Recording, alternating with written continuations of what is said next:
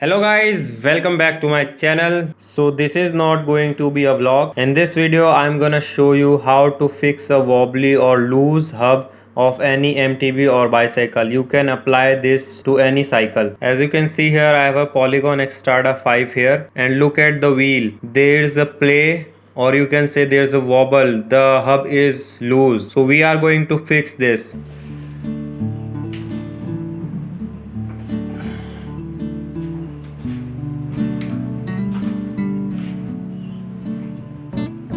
Guys, you will need to have a cone spanner or cone wrench to do this job, but I don't have one, so I am using these kinds of spanner and they do the job perfectly.